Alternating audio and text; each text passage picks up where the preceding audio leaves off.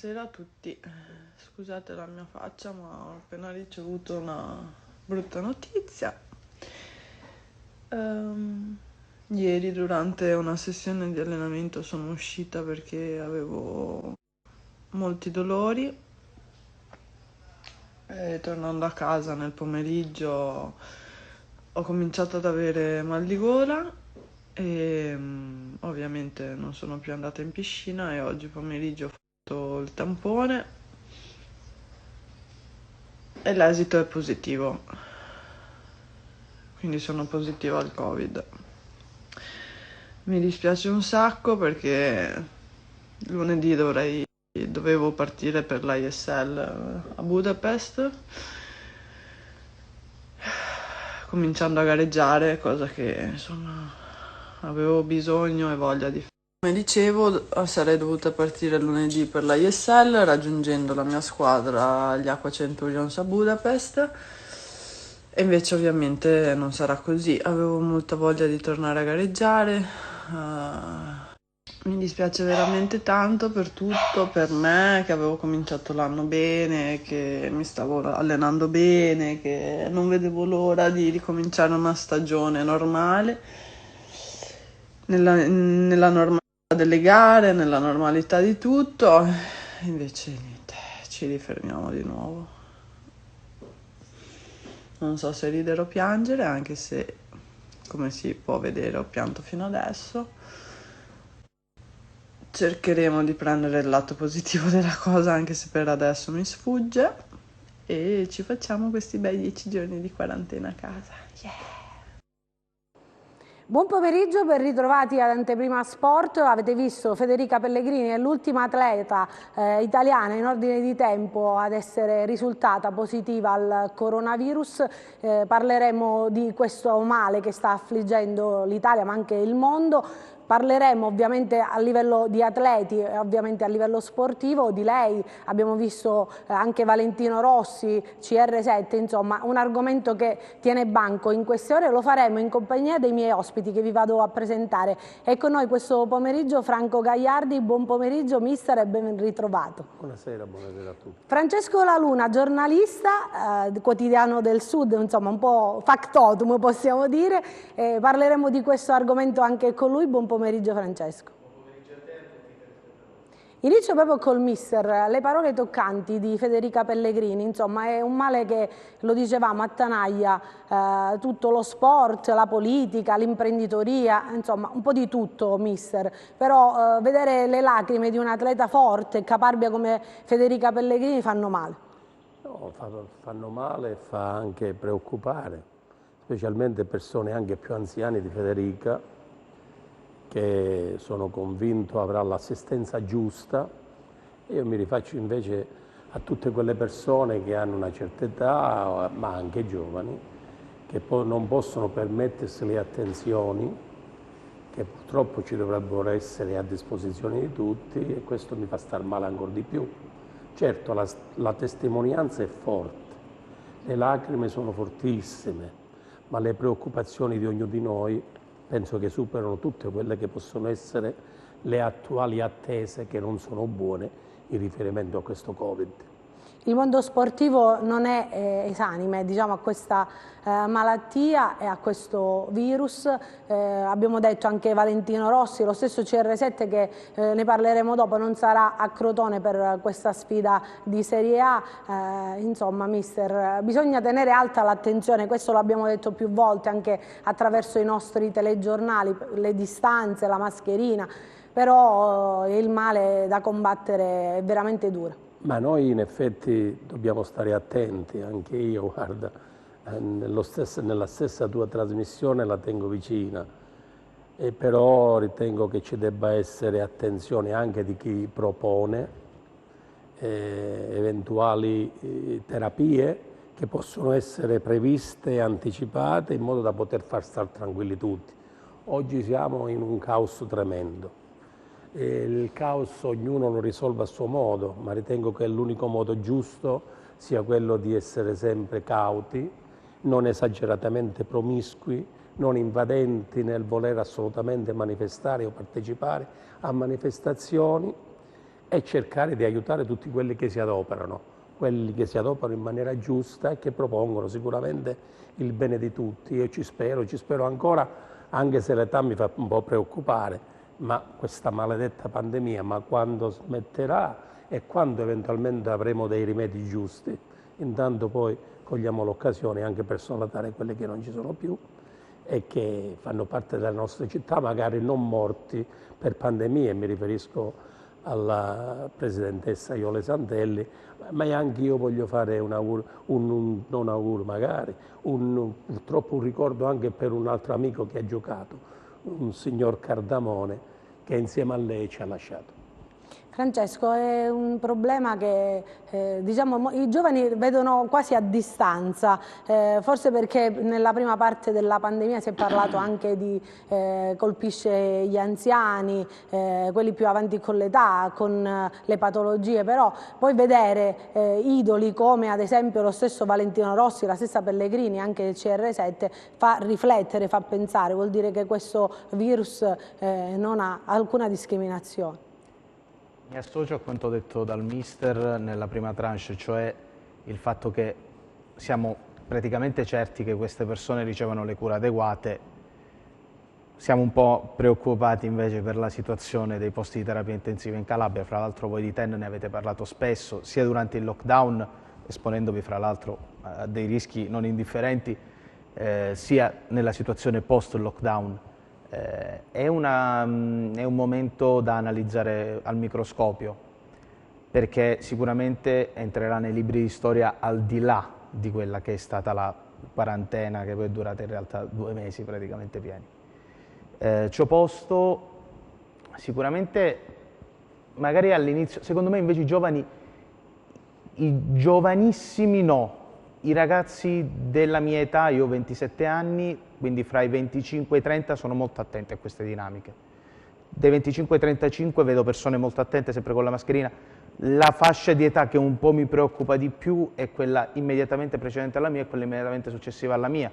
L'abbiamo visto con la manifestazione dei Novax nei giorni scorsi a Roma, dovrebbe essere stata, è una cosa di una gravità inaudita, in barba a qualunque tipo di legge. Sì, io capisco la manifestazione del libero pensiero, poi noi da giornalisti siamo particolarmente attenti a queste cose, ma cioè, a tutto c'è un limite, considerando. E in quella situazione lì la maggior parte delle persone erano persone dai 45-50 anni a salire, questo perché l'utilizzo dei social network, ai noi, sfrenato e senza una capacità di lettura critica di quello che ti succede attorno, porta anche a credere a cose del genere. Poi è ovvio, non escludo che ci siano anche persone della mia età, anzi ce ne sono sicuramente, che pensano che il vaccino non sia fattibile, che sia. Non lo escludo. Però quello che abbiamo visto 2 settimane fa a Roma, sabato scorso a Roma è abbastanza grave. Da giornalista, da persona che immagina un futuro diverso, è estremamente grave, estremamente grave. Detto questo, CR7, Valentino Rossi, leggevo una cosa molto interessante di un collega di Ultimo Uomo su Valentino Rossi e Federica Pellegrini. Specialmente il video della Pellegrini è abbastanza, uso il termine disturbante, nel senso che fa strano vedere Federica Pellegrini, che abbiamo sempre visto come una donna composta, elegante in ogni situazione, vederla così fragile, come se le fosse caduto il mondo addosso, ed è, immagino, normalissimo, perché sono le ultime vasche per una e le ultime corse per l'altro. Non dimentichiamo che Federica Pellegrini aveva annunciato di volersi ritirare, Valentino ormai ha 40 o 41, 42 anni, ma comunque siamo lì. Stiamo parlando di 2 persone ormai vicine al ritiro nel mondo dello sport, sicuramente una cosa del genere non aiuta a chiudere in allegria la parte finale della propria carriera, sperando ovviamente che si riprendano presto, perché sono forse i 2 monumenti centrali dello sport italiano negli ultimi 10-15 anni.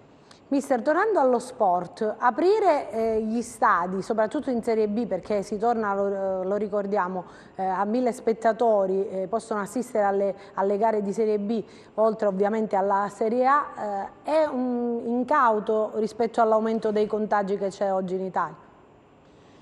Ma l'aumento intanto dei contagi è da essere preso in forte considerazione.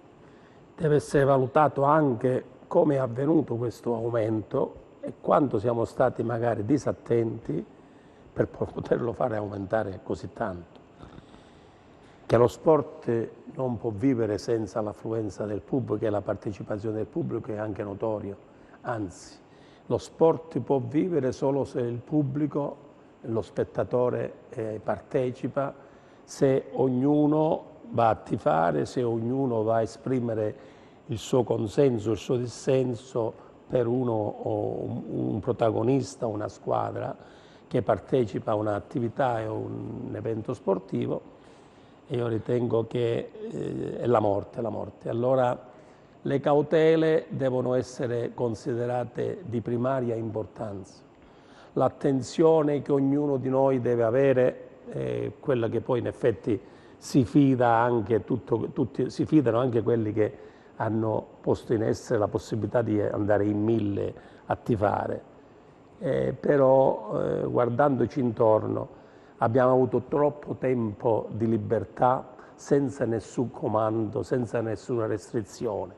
Si stava scivolando nell'anarchia, bisogna ritornare, sfruttando anche la pandemia, a più miti consigli, a più buoni comportamenti o a comportamenti che non pregiudicano la salute di tutti o di qualcuno. Anzi, bisogna partecipare sicuramente, però ognuno si deve dare una regolata.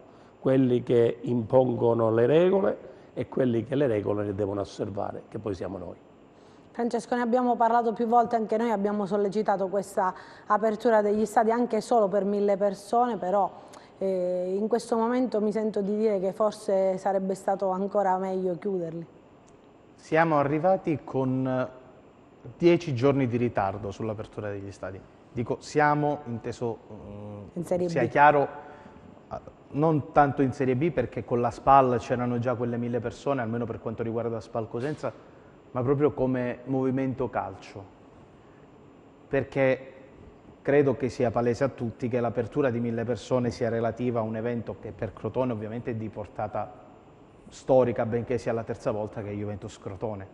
Altrimenti, per quanto la Calabria sia forse la regione col minor numero di contagi o comunque una delle più basse in rapporto alla popolazione, però in questo momento forse la riapertura, vero che su uno stadio come quello di Cosenza, mi viene l'esempio, da 20.000 posti e più, dare la possibilità a 1000 persone di entrare non è un errore mastodontico, cioè 1000 persone su 20.000 posti le riesce a distribuire tranquillamente anche in 3 settori.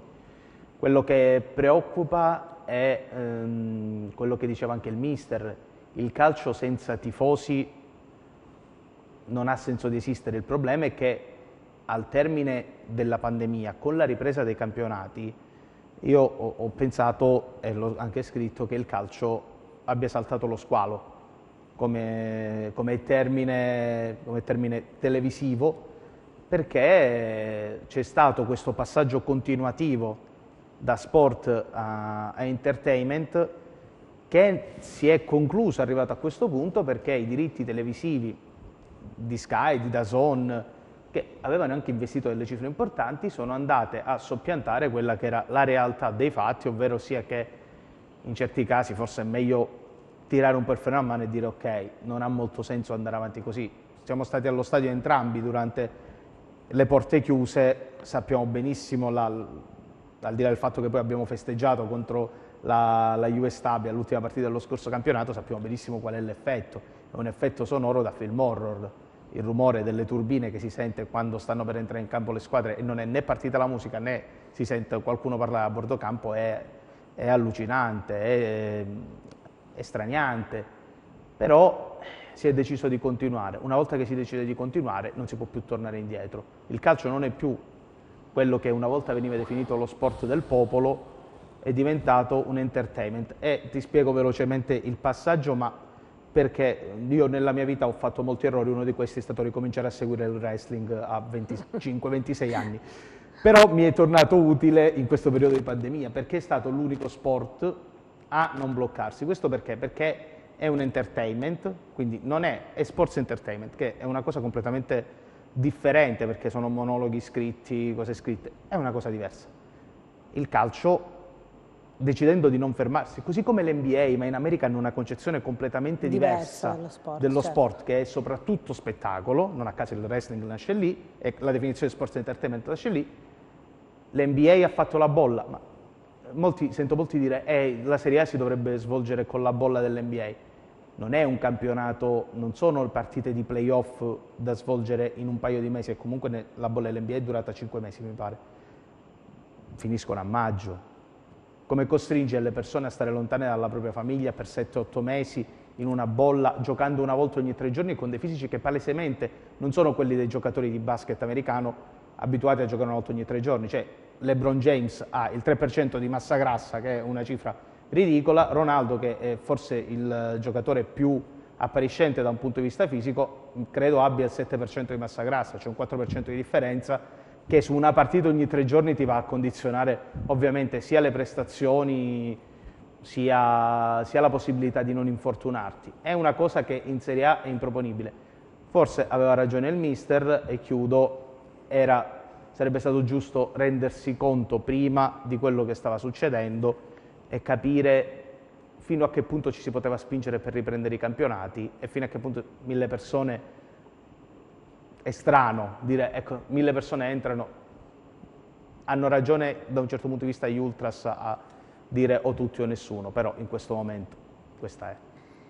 Iniziamo proprio parlando della Serie A. Mister, già mi stanno arrivando via WhatsApp delle domande per lei che riguardano il Cosenza, ne parleremo proprio in ambito di Serie B. Iniziamo proprio dalla Serie A, andiamo a vedere i tabellini per quanto riguarda la classifica e il prossimo turno della Serie A. Vediamo in testa l'Atalanta con 9 punti, appaiata al Milan, subito dopo ci sono la Juventus, il Sassuolo e l'Inter a 7 punti, a 6 punti troviamo Hellas Verona e Benevento, a 5 il Napoli con il -1 di penalizzazione, Lazio e Roma a 4 punti, Bologna, Fiorentina, Genoa, Sampdoria, Parma e Spezia a 3 punti, Cagliari con 1 punto, chiudono Torino, Udinese e Crotone con 0 punti. Andiamo a vedere anche il prossimo turno per quanto riguarda appunto la quarta giornata della Serie A: Bologna, Sassuolo, Crotone, Juventus, Hellas Verona, Genoa, Inter, Milan, il derby della Madonnina, Napoli, Atalanta, Roma, Benevento, Sampdoria, Lazio, Spezia, Fiorentina, Torino, Cagliari, Udinese, Parma. Noi ci concentriamo, mister, su questo Crotone Juventus.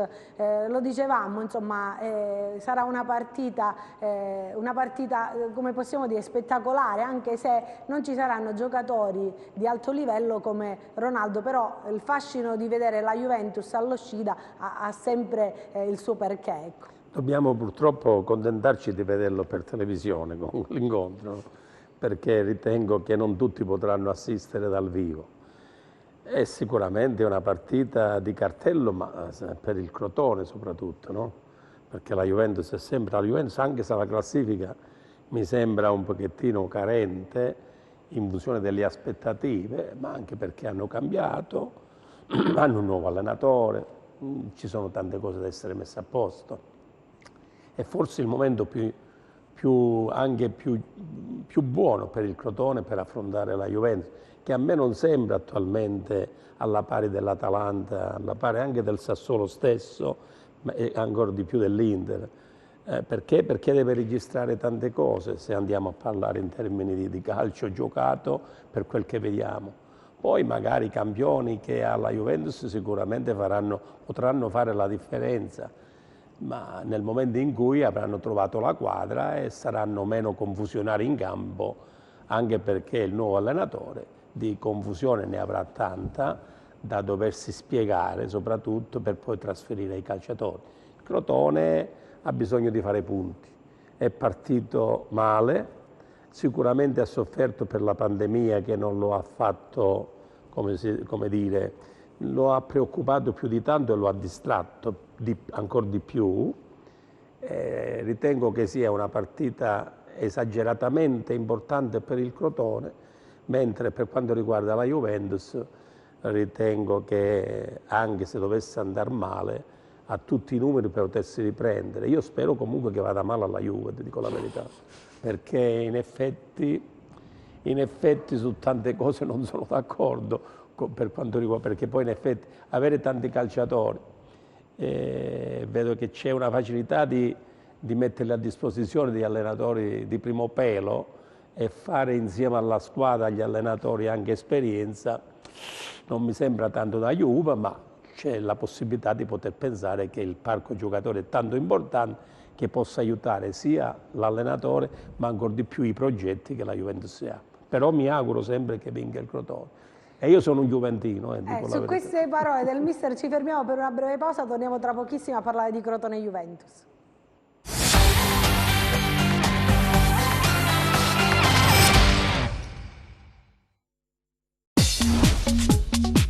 Cerca Teleeuropa sul tuo Play Store o Apple Store e scarica la nostra app.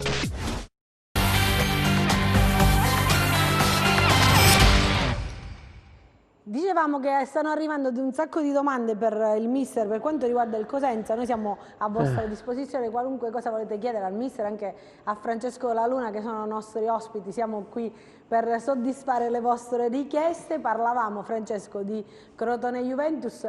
Il mister ha detto: non tifo per la Juve anche se sono un tifoso bianconero, tiferò per il Crotone anche perché la situazione del Crotone comincia a complicarsi, insomma 3 partite, 0 punti, bisogna mettere un po' di fieno in cascina, come si dice in gergo, proprio per iniziare questo percorso e arrivare a questa sperata salvezza. Ecco. Come la vedi? Non sarà facile. Ci sono squadre più attrezzate forse. Il Benevento ha fatto una squadra l'anno scorso che, a mio parere, la squadra dell'anno scorso del Benevento, puntellata quest'anno, avrebbe lottato per la salvezza in Serie A.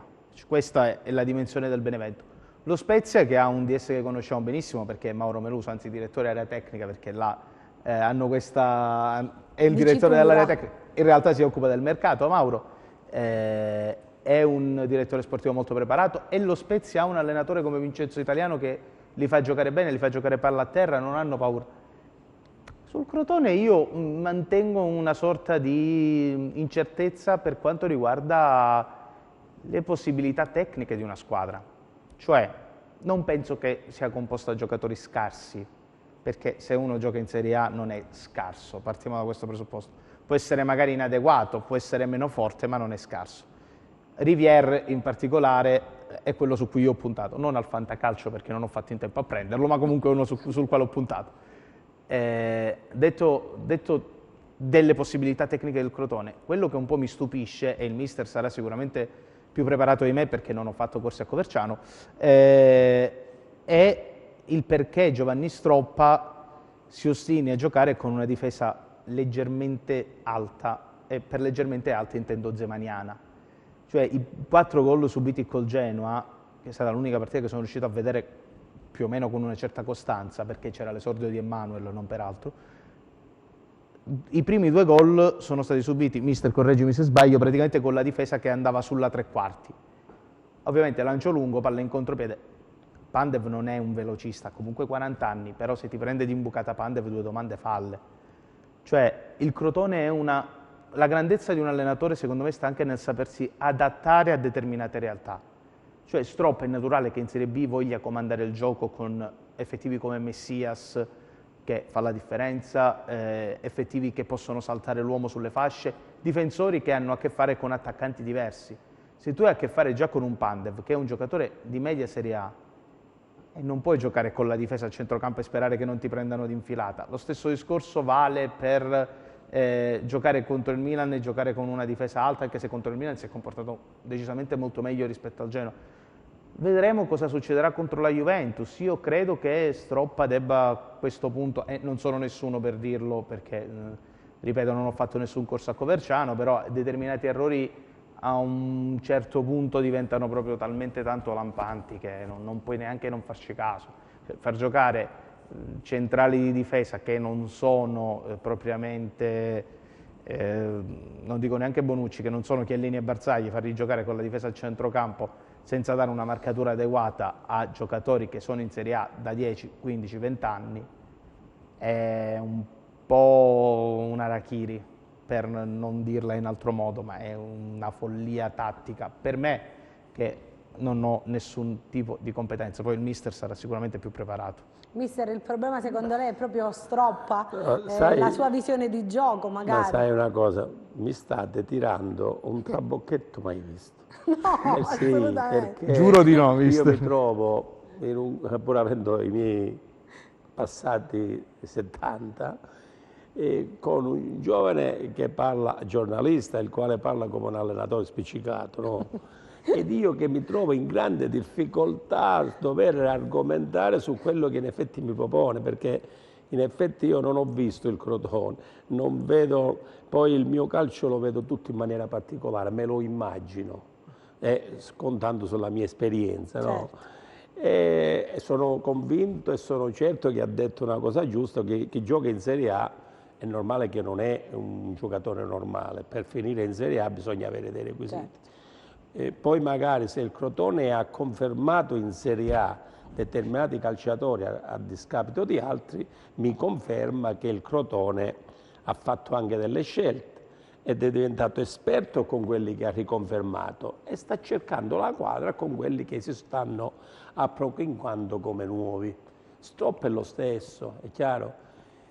Probabilmente, e non entro nel discorso della difesa alta, difesa bassa, perché, ripeto, io me lo immagino il calcio di Serie A e dato che la mia filosofia è quella, se non sei partecipe a un discorso direttamente in campo, difficilmente uno come me può sbilanciarsi a dare dei giudizi tattici e tecnici, no? Però ciò non toglie che ascolto con soddisfazione i giovani, sono rampanti, sono aggressivi, non era di Dio, ma mi impressiona questo non lo conoscevo, no? È pure simpatico, tra parentesi. Grazie. No? A parte che ho visto che parla in una certa maniera, ci vuol dire che se lo può permettere, lo può permettere, ha studiato. Che ha tanta gente magari che parla, poi manco studia, capito quel concetto? E non è lui che è il mio problema. Il mio problema è altro, però io mi devo stare a quello che è il mio modo di interpretare. Io devo dare conto al Crotone che sta facendo esperienza. Le squadre che salgono dalla Serie B trovano sempre le stesse difficoltà di ambientamento. E magari il Benevento invece fa parte di una schiera diversa, che non solo sta facendo risultato per quando occupa una posizione di classifica enorme, no? Il Crotone però, per come la vedo io, sicuramente sta patendo questa corsa iniziale, soprattutto perché non tutti gli asini possono essere uguali. E probabilmente quello che non ha patito in altre occasioni, perché il Crotone sappiamo tutti che ha giocato tanti anni già in Serie A, sta partecipando, sta patendo adesso, probabilmente qualche svista. Io non la ricerco in Stroppa che imposta la squadra che gli hanno messo a disposizione o che hanno costruito insieme alla società in questo periodo, non gli do tante colpe. Io dico che il Crotone sta trovando delle difficoltà perché la pandemia avrà concorso, il modo di allenarsi per tempo non è stato adeguato e c'è bisogno di fare anche il Crotone un'esperienza particolare con l'avvento dei nuovi e questo campionato secondo me vedrà il Crotone in ripresa più là e me lo auguro, magari qualche altra squadra che andrà ad occupare posizioni diverse perché magari il Crotone stesso, io spero, non ha sfruttato molto il periodo di preparazione, mentre altri in questo momento che si trovano primi, forse o meglio del Crotone, avranno centellinato meglio quello che è la fase di preparazione che fino ad oggi hanno fatto, dopo un concorso di pandemia che, diciamo la verità, ha frenato tutti, ha posto problemi per tutti. Andiamo ad ascoltare il mister Stroppa e poi chiuderemo questa parentesi del Serie A. Queste 2 settimane sono andate sulla falsariga delle precedenti, perché purtroppo i nuovi arrivati si sono aggregati nell'ultima settimana, qualcuno negli ultimi giorni qualcun altro. Non abbiamo avuto a disposizione i nazionali, quindi sicuramente per l'ennesima volta non abbiamo avuto la possibilità di lavorare tutti al completo per molti allenamenti insieme. Detto questo, comunque la squadra lavora molto bene, la fotografia del lavoro è sicuramente la partita che abbiamo fatto a Sassuolo 15 giorni fa, e mi viene da dire in questo momento di continuare, di perseverare a fare quello che stiamo facendo, tenendo conto delle cose belle che abbiamo fatto e anche tenendo conto delle cose non così belle come si è visto. L'altra domanda era per i nuovi, non lo so, ho qualche dubbio, me lo tengo fino a domani. Beh, 1000 più 23. Di sicuro accontentiamoci, spero che sia l'inizio, sicuramente sarà una cosa nuova, sarà sicuramente una cosa bella, perché quando c'è la gente allo stadio viviamo anche, lavoriamo per questo, e quindi sicuramente è una nota positiva. Poi qua si parla degli assenti, ma se guardo e se leggo la formazione che potrebbe scendere in campo domani sera contro il Crotone, c'è da sgranare gli occhi.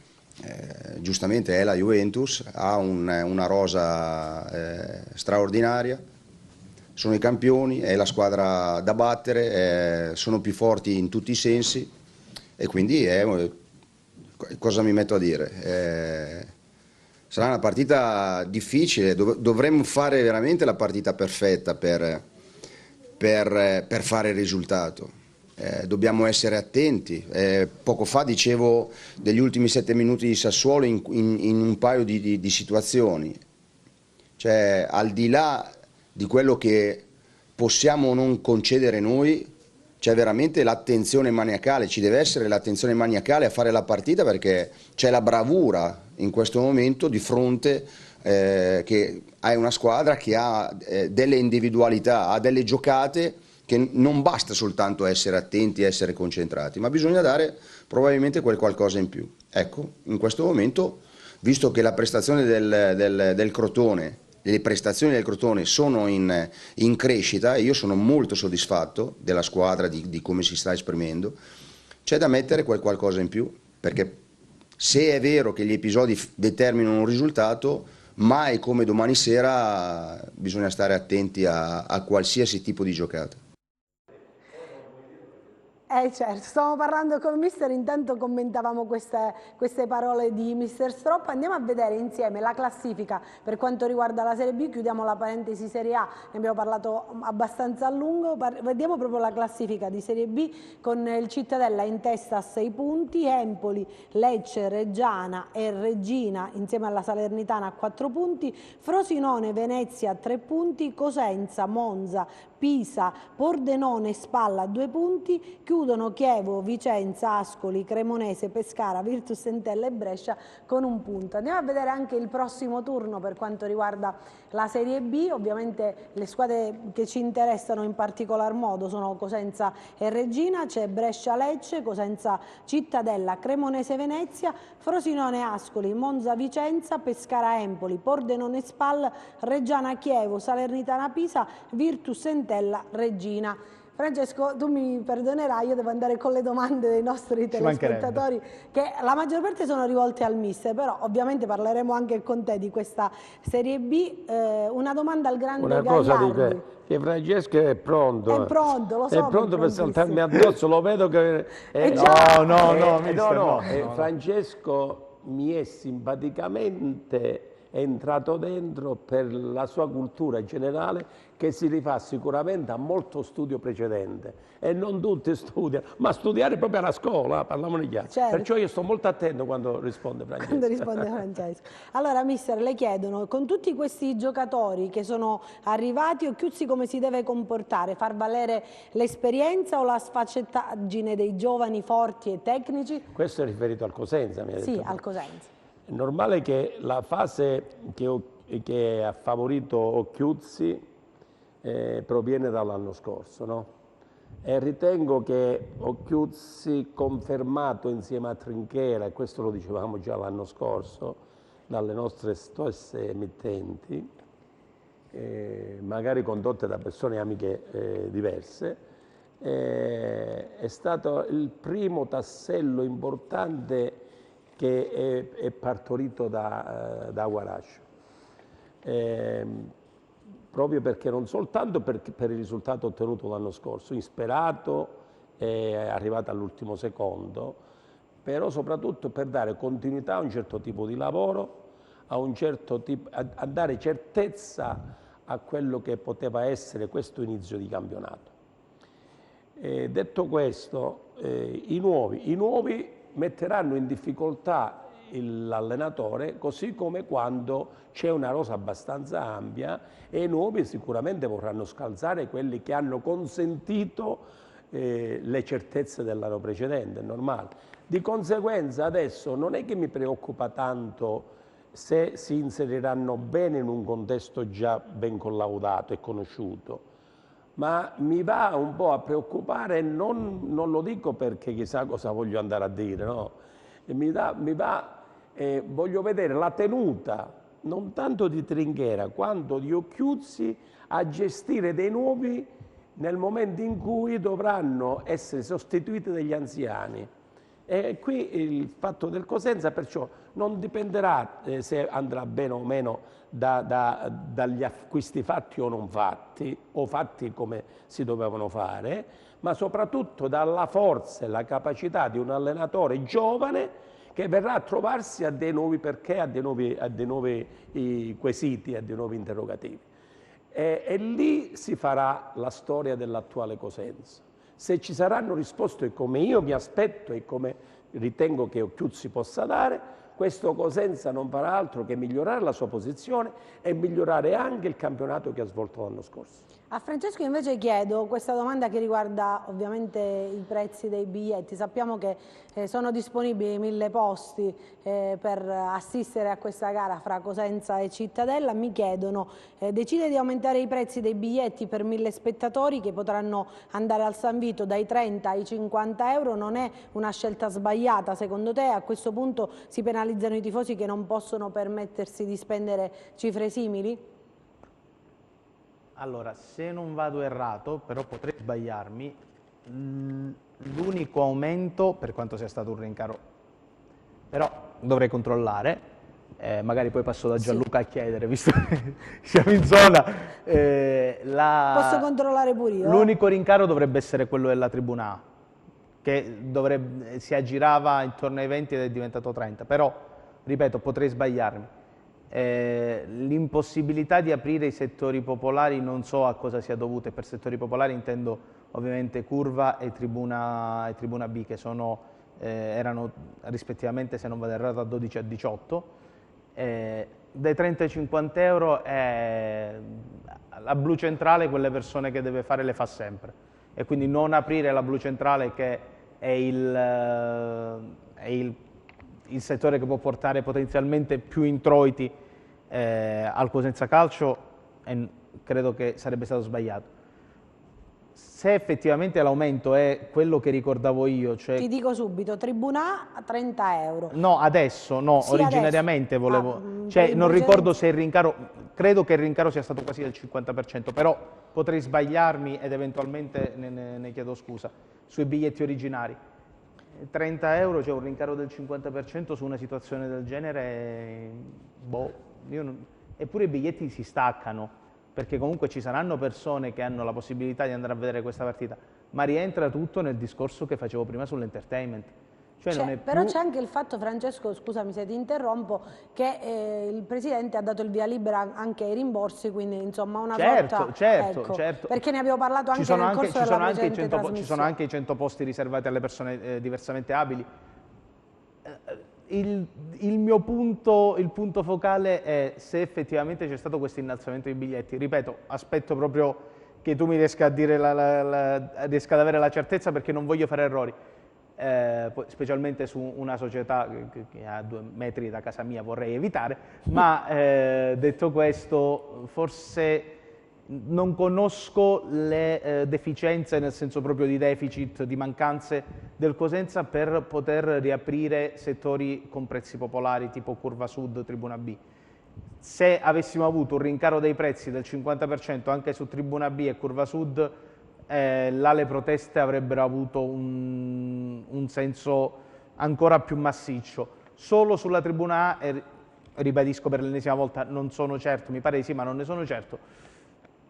Tribuna Raffaele Bruno e Tribuna Blu Centrale sono i prezzi che c'erano di solito, quindi le proteste sono state limitate anche perché gli ultras hanno deciso di non andare, c'è questa protesta in corso, dal mio punto di vista anche abbastanza condivisibile, o tutti o nessuno.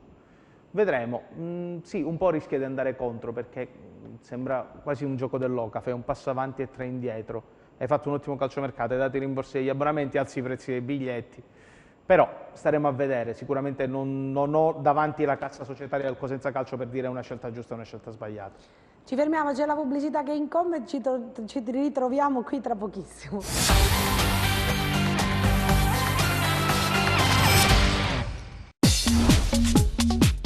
Cerca Teleeuropa sul tuo Play Store o Apple Store e scarica la nostra app.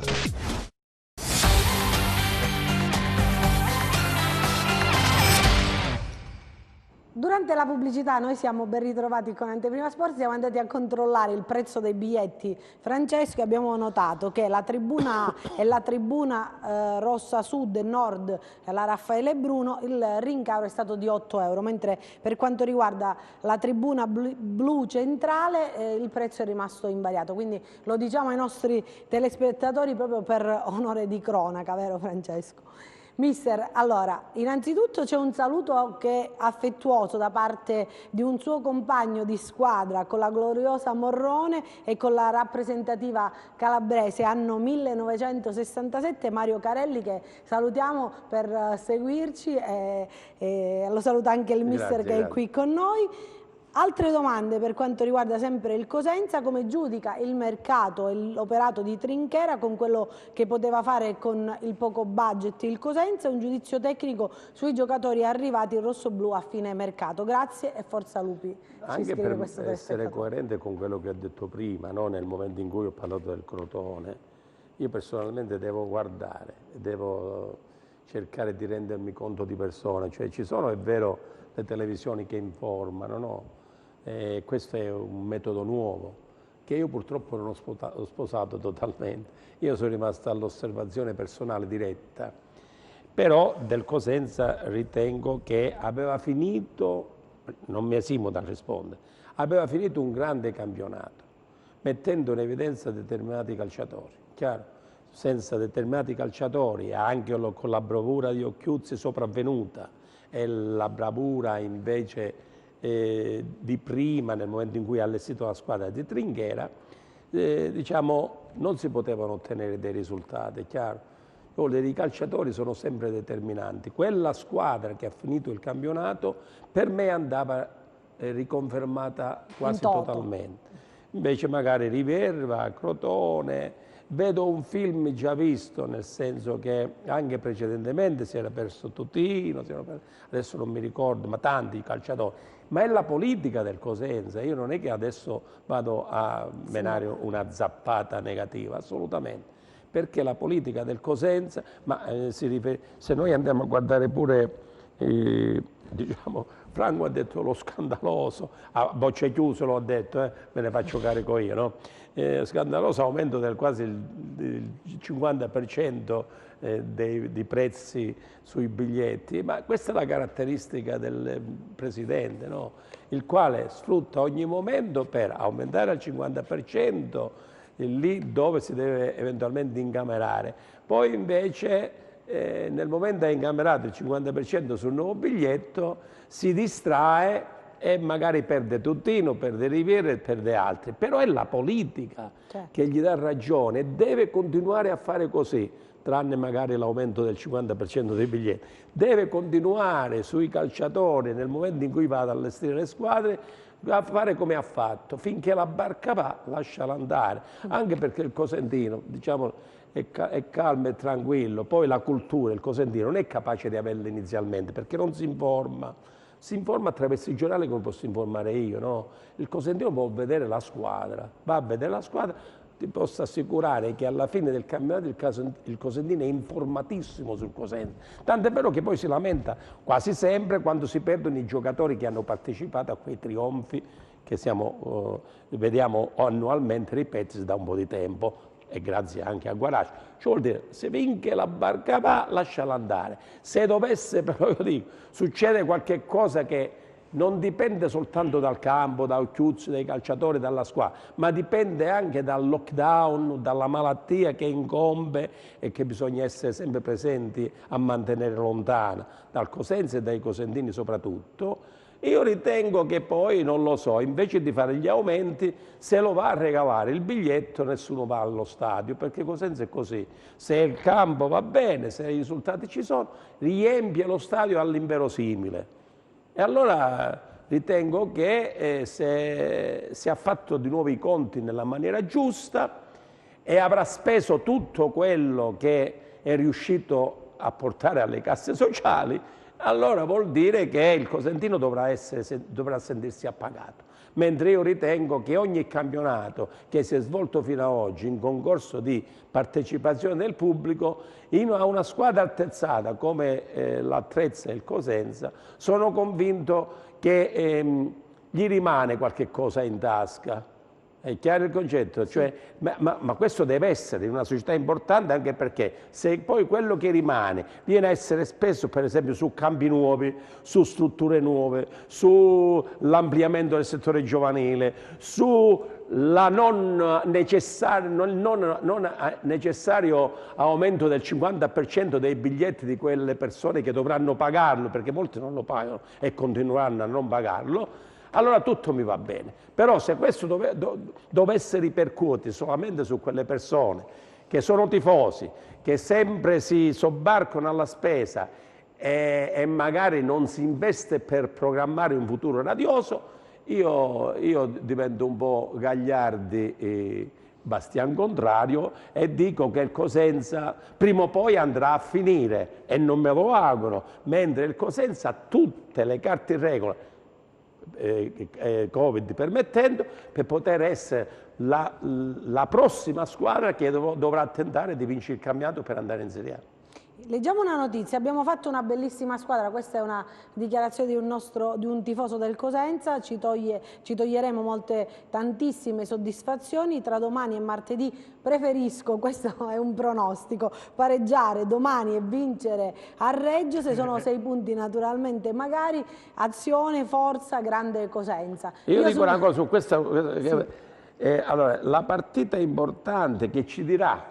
Tu sei doppio ex, fra l'altro. Sì, sì. Ex, sì. Però solo che sono un ex particolare. A Reggio ho portato calciatori, hanno fatto i milioni di euro il presidente. A Cosenza ho creato calciatori, sì, è vero. facendo milionari i calciatori di quelle squadre che poi sono diventate campioni d'Italia a berretti. Se non lo sappiamo, ricordiamo, Cosenza ha in bacheca un titolo di campione d'Italia, era la mia squadra, Fiore, Miceli, Paschetta e tanti altri che adesso mi sfuggono, e che hanno Bonacci, che hanno poi portato e hanno fatto diventare forte quel Cosenza, ma questa è storia passata. Io dico, io dico che la partita è importante, tanto domenica il Cosenza fa risultato, la partita che ci dirà dove può arrivare il Cosenza sarà quella di Reggio. E ci potrà anche indicare se a Reggio devono stare attenti o se vincono contro il Cosenza, la Regina è partita, o quasi partita, almeno per metà campionato. E se invece il Cosenza dovesse fare risultato, potrebbe partire il Cosenza. Sentiamo Francesco Mister Occhiuzzi e poi torneremo a parlare di Serie B. Beh, è una gara dove andremo ad affrontare una squadra che ha un progetto tecnico ben chiaro, che le idee dell'allenatore si vedono tutte in campo, quindi c'è un'unità di intenti da parte della società, area tecnica, e ogni calciatore sposa questo progetto, quindi sappiamo che andiamo a affrontare una squadra con delle basi solide e delle idee concrete. Dall'altro lato siamo noi Cosenza che vogliamo giorno dopo giorno crescere e confermare ciò che siamo, insomma. Allora, per noi è un passo già importante, avere già 1000 tifosi allo stadio per noi è tanto, dispiace non avere ancora i colori, i gruppi organizzati che sono poi trasmettono la passione a tutti allo stadio, però credo che quei 1000 non faranno sentire assolutamente la mancanza degli altri, e quindi averli al nostro fianco è bello, è importante. I ragazzi hanno tanto entusiasmo proprio anche per questo, per questa prima, con già pochi tifosi, però per il momento ci basta anche questo, insomma. I nuovi si stanno integrando benissimo,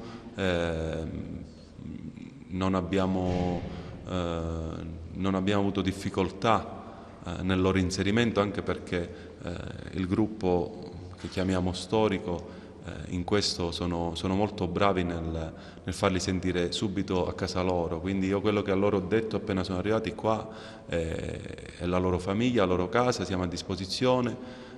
Siamo qui per farli crescere, loro ci devono dare il contributo per far sì che, insomma, possiamo sempre fare cose migliori giorno dopo giorno. Sì, assolutamente, sono soddisfatto, mi piace come approcciano la settimana, non avevo dubbi, perché se arrivi in un posto dove c'è già una mentalità, non puoi far altro che, insomma, accodarti e seguire i buoni esempi. Noi cerchiamo durante la settimana, anche negli spogliatoi, nel dire, più che dire, dare l'esempio, dare l'esempio di lavoro, di giorno dopo giorno, lavorare per la domenica, per cercare, insomma, di preparare la prestazione nel miglior modo possibile. Abbiamo vari attaccanti noi nuovi che sono arrivati insieme a Petri, quindi tutti hanno le loro caratteristiche normali, anche tra di loro diverse, quindi però abbiamo scelto determinati giocatori appunto cercando proprio determinate peculiarità del loro calcio, quindi c'è chi ci lega più il gioco, c'è chi ci attacca più la profondità, chi ci dà un po' più di estro, quindi noi abbiamo cercato questo in questi calciatori e lo stiamo riscontrando, insomma, giorno dopo giorno.